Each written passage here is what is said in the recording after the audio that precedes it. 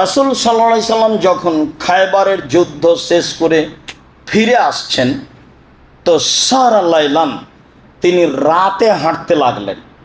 রাতে হাঁটছেন, ফাআদরাকাল কারা, তখন আল্লাহ রসুলকে নিদ্রা পেয়ে গেল, খুব ক্লান্ত, ঘুম আসছে এরকম ভাব হাঁটতে হাঁটতে। ফাআররাসা, তখন তিনি রাতে শুয়ে পড়লেন, রাতের শেষ দিকে শুয়ে গেলেন। অকাল আলে বেলালিন, বেলালকে বললেন, বেলাল ইকলালানা আল্লাইলা, তুমি আমাদের পাহারা দাও। শত্রুর জন্য মোহাম্মদ সাল্লাল্লাহু আলাইহি সাল্লামকে পাহারাদার ঠিক করতে হয়েছে। আপনি যদি বলেন না আল্লাহর রাস্তায় আছি, এই কথা ভুল। না, আল্লাহ রাসূলের আল্লাহর রাস্তায় চলে না। আল্লাহ তো সব কিছুই করেন, তো আল্লাহর নবী কেন বলছেন যে বেলাল তুমি পাহারা দিবা? ইকলালানা লাইলা, বেলাল তুমি ঘুমাবা না, তুমি আমাদের পাহারা দাও, শত্রু যেন আমাদের ক্ষতি না করতে পারে। আপনার প্রস্তুতি থাকবে মানুষের মতো যেগুলো প্রয়োজন, তারপরে আপনি তাকদীরের কথা বলবেন। আপনার প্রস্তুতি থাকলো না আর আপনি তাকদীরের কথা বললেন, তা নয়। মুহাম্মদ সাল্লাল্লাহু আলাইহি সাল্লাম বলছেন বেলাল পাহারা দাও। সাল্লা বেলালুন মাকুদ্দের আল্লাহু, তখন বেলাল সালাত আরম্ভ করলেন। যে পাহারা আর কি দিই, তাহলে সালাত আরম্ভ করি। অন্য এক বর্ণনায় এসেছে যাকে পাহারা দিতে বলেছিলেন তাকে একজন তীর মেরেছিল, তীর মেরে এসে পায়ে লেগেছে, দিয়ে রক্ত ঝরঝর করে ঝরছে, তারপরেও সালাত আদায় করছে। তো ওই হাদিসে প্রমাণ হয়েছে যে রক্ত বের হলে অজু ভেঙে যায় না। ফিকার বইয়ে লেখা আছে রক্ত শরীর থেকে গড়ে পড়লে কি হয়? অজু ভেঙে যায়। শরীর থেকে রক্ত গড়ে পড়লে অজু ভেঙে যায় না, এ কথাই ঠিক। এই যে তীর এসে গায়ে লেগেছে, রক্ত ঝরঝর করে ঝরছে, সালাত আদায় করতেই আছে। তো পাহারা দিচ্ছেন উনি, সালাত আদায় করে পাহারা দিচ্ছেন। ফানামা রাসূলুল্লাহ সাল্লাল্লাহু আলাইহি ওয়াসাল্লাম, রাসূল ঘুমিয়ে গেছেন, সঙ্গী সাথীও ঘুমিয়ে গেছেন। ফা আসনাদা এলা রাহালিহি, তিনি তার বাহনটাতে হেলান দিয়েছেন। মুআজ্জিহান আলাল ফাজরে, এই যেদিকে সূর্য উঠবে সেদিকে মুখ করে। তাকারাবাল ফজর, ঘটনাটা ঘটেছে ফজর হবে হবে এরকম সময়, ঘটনাটা ঘটেছে ফজর হবে হবে এরকম সময়। তারপরে ইসনাদ হয়ে এলা রেহালিহি, তার বাহনে হেলান দিয়ে ঘুমিয়ে আছেন। ফালাম ইস্তাইকাজা রাসূলুল্লাহ সাল্লাল্লাহু আলাইহি সাল্লাম, আল্লাহ রাসূলের ঘুম ভাঙেননি, আল্লাহ রাসূলের ঘুম ভাঙেনি। ওয়ালা বেলাল, বেলালেরও ঘুম ভাঙেনি। ওয়ালা আহাদুন মিন আসহাবি রাসূলিল্লাহ সাল্লাল্লাহু আলাইহি সাল্লাম, সাহাবীদের কারো ঘুম ভাঙেনি। হাত্তা জারাবাতহুমুশ শামস, সূর্য উঠে গেছে, সূর্যের আলো সাহাবীদের মুখের ওপরে লেগেছে। ফাস্তাইকাজা রাসূলুল্লাহ সাল্লাল্লাহু আউয়ালাহুম, তা আল্লাহর নবী এদের প্রথম জেগেছেন। যখন আলোটা মুখের ওপরে লেগেছে, তখন আলোর কারণে আল্লাহ রাসূল ঘুম থেকে প্রথমে জেগেছেন। লম্বা সময় পায়ে হেঁটেছেন, রাতে ক্লান্ত হয়ে গিয়ে ভোর রাত্রে ঘুমিয়েছেন। বেলালকে বলেছেন বেলাল তুমি পাহারা দাও। বেলাল বাহনের গায়ে হেলান দিয়েছে। ফাগালাবাথু আইনাহু, তার চক্ষু তাকে চেপে ধরেছে, তারপর ঘুমিয়ে গেছে। তো ফাজিয়া রাসূলুল্লাহ সাল্লাল্লাহু আলাইহি ওয়াসাল্লাম, আল্লাহ রাসূল ঘাবড়িয়ে উঠেছেন, ঘটনা কি? ফাকালা ইয়া আয় বেলাল, তো আল্লাহ রাসূল বলেন বেলাল কি ব্যাপার, তুমি ঘুমিয়ে গেছো যে? তখন বেলাল বলছে আখা যাবে নাফসি, আল্লাহ যে আখা যাবে নাফসে, আপনাকে যা ধরেছে আমাকে তাই ধরেছে, আপনাকে যা ধরেছে আমাকেও তাই ধরেছে, আমি তো বুঝতে পারিনি। আল্লাহ রাসূল বললেন ইক্তাদু, চলে এখানে থাকা হবে না। অফির ওয়ায়াতিন কালা ইন্না হাজা শায়তানা ফি ওয়াদিন, এই উপত্যকায় শয়তান আছে, চলো এখানে থাকা হবে না। তাহলে শয়তান সব জায়গায় থাকে না, শয়তান জায়গা বিশেষে থাকে। রাতে যেখানে পেশাব পায়খানা করার জন্য বসবেন, খেয়াল করে দোয়া পড়ে বসবেন। শয়তান সব জায়গায় থাকে না, কোনো কোনো জায়গায় থাকে, এটাই ঠিক।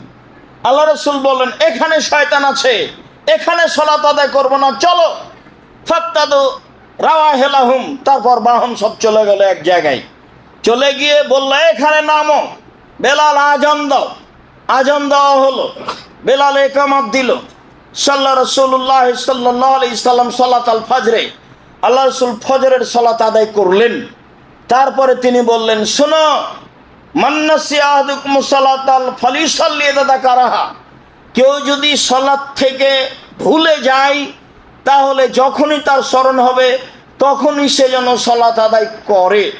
অন্য এক বর্ণনায় এসেছে, তিনি বললেন, শোনো, ইযা রাকাদা আহাদুকুম, যখন তোমাদের কোনো ব্যক্তি ঘুমিয়ে যাবে, আও নাসিয়া আনিস সালাহ, অথবা সালাতকে ভুলে যাবে, ফায়দা যাকারা ফালিসাল্লিহা কামা কানা ইসাল্লিহা ফি ওয়াক্তিহা, তাহলে সে যেন সালাত আদায় করে নেয় নির্ধারিত সময়ে যেভাবে করতো সেভাবে। এবার কি বুঝলেন? ফজরের টাইমের সালাত তো জোরে কেরাত ছিল, এখন তো সালাত, এখন তো সকাল 8টা-9টা, এখন কিভাবে হবে? এখন জোরেই হবে। আল্লাহ রাসূল বলছেন, তোমরা সালাত আদায় করবে যেই সালাত যেইভাবে ছিল সেইভাবে। আজান দিবা, দিনে সকাল 8টার সময় আজান দিতে হবে, সকাল 8টার সময় ইকামত দিতে হবে, সকাল 8টার সময় জোরে কেরাত আদায় করে সালাত আদায় করতে হবে। এটাই সুন্নাত, এটাই ঠিক। রাসূল সাল্লাল্লাহু আলাইহি ওয়াসাল্লাম এই কথা বলেছেন, ইন্না শায়তানা আতা বেলালান ওয়া কায়মুন ইউসাল্লি, শয়তান এসেছিল বেলালের কাছে, তখন বেলাল সালাত আদায় করছিলেন। তো ইহুদেহু কামা ইহুদাস সাবিয়্য, তো শয়তান তাকে গায়ে হাত দিয়ে এরকম ভাবে বাচ্চাকে যেভাবে নিম দেয়, ঘুমানো, ঘুম পাড়ায়, চেষ্টা করে ঘুম যাও ঘুম যাও, ওইভাবে ও শয়তান বেলালকে করছিল, ঘুমানোর চেষ্টা করছিল। তখন তার চোখটা চেপে গেছে, ঘুম চলে এসেছে। এটা বেলালের জন্য সম্ভব হয়েছে, এটা যদি উমার হতো। আল্লাহ রাসূল বলছেন, যেভাবে বলছেন আপনাকে আমি সেভাবে শোনাচ্ছি। তার মানে আমার আপনার কাছে শয়তান আসতে পারে, এটাই স্বাভাবিক। আপনাকে আমাকে খুব সতর্ক থাকতে হবে, এটাই স্বাভাবিক। আল্লাহ বহু জায়গাতে বলেছেন যে শয়তান আপনাদের স্পষ্ট শত্রু, খোলাখুলি শত্রু, সব সময় খারাপটাকে ভালো করে দেখায়। তার কাজই এটা, জেনাকে সুন্দর করে দেখাচ্ছে, জেনাকে সুন্দর করে দেখাচ্ছে। অত জেনা কোন কালে সুন্দর হলো? এত বড় খারাপ কাজ। মানুষকে হত্যা করা সুন্দর করে দেখাচ্ছে, মানুষকে হত্যা করা এত বড় খারাপ কাজ কি করে ভালো হতে পারে? আপনার ওই গোলাপ শাহের মাজারে টাকা দেওয়াকে ভালো করে দেখাচ্ছে, মাজারে কবরে টাকা দেওয়া সবচেয়ে বড় খারাপ। কি পীরকে মানা, একটা পীরকে আপনি কি করে মানতে পারেন রাসূল সাল্লাল্লাহু আলাইহি সাল্লামকে বাদ দিয়ে? এগুলোকে শয়তান মানুষকে কি করে দেখাচ্ছে? সুন্দর করে ভালো করে দেখাচ্ছে। তখন মানুষ বলছে ঠিক আছে। তা আবু হুরায়রা, বেলাল রাদিয়াল্লাহু তাআলা আনহু সালাত আদায় করছেন, তখন বেলালকেও ঘুম দিচ্ছে, বাচ্চাকে যেভাবে ঘুম দেয় মায়, বাচ্চাকে যেভাবে মায়ে ঘুম দেয়, বেলাল রাদিয়াল্লাহু তাআলা আনহুকে শয়তান সেভাবে কি দিচ্ছে? ঘুম দিচ্ছে। ইতিমধ্যে চোখটা বন্ধ হয়ে এসেছে, ঘুমিয়ে গেছে। তো ঘুমিয়ে গেছে তো এখন তো নাগালের বাইরে, যার জন্য 3টে সময়ে বিধান তুলে নেওয়া হয়েছে মানুষের উপর থেকে। ওই সময়ে যা কিছু ঘটুক, ওই ঘটার বিচার হবে না। এক, ঘুমের সময় যদি কিছু বলে থাকে, ঘুমের ঘরে বউকে তালাক দিয়েছে, কথা বাতিল। ঘুমের ঘরে কাউকে গালি দিয়েছে, কথা বাতিল। পাগল হয়ে গেছে, বউকে তালাক দিয়েছে, কথা বাতিল। তো রাগ করে বউকে তালাক দিলে তালাক হবে, মজাক করে বউকে তালাক দিলে তালাক হবে। বলছে রাগ বসে তো দিয়েছে, হাইজ অবস্থায় তালাক দিয়েছে, হাইজ অবস্থায় দিলেও হবে, রাগ করে দিলেও হবে, মজাক করে দিলেও হবে।